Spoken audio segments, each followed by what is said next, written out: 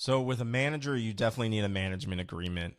It needs to very clearly spell out how long the manager is going to be working with you, and what royalties they're entitled to. So again, management contracts are a little more comprehensive than label contracts when it comes to where they're getting money from, because typically, a label should only be getting money from record sales, whereas a manager is going to get money from most areas of revenue. Most ways that you're going to get money, the manager's going to get 15 or 20%.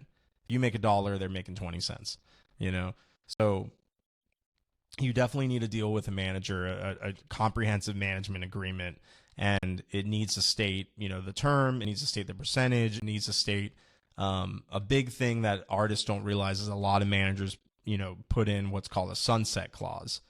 So a sunset clause is basically after your deal is done with the manager, they're going to continue to get revenue for a certain period of time post deal, post term, which kind of, like, for some people doesn't make sense. It kind of makes sense for the manager, of course, because, let's say you're working with a manager and your album comes out 6 months after you're done working with them, but they spent a whole year, getting features and production and doing all this work for you, and the album comes out after their management term. That's kind of not fair to them. They put in all this work and then they don't get any payouts. So that's kind of why sunset clauses exist, but sometimes they're like very overreaching, where like, you'll have an artist that's still paying a manager like 4 or 5 years down the line, that because they signed this clause, that manager is entitled to that income. But,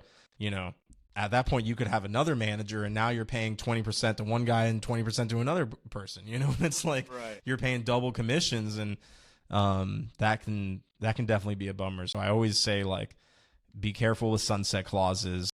With a good manager, they're gonna fight for that sunset clause, and it's probably warranted, but just make sure it makes sense and it's not overreaching. But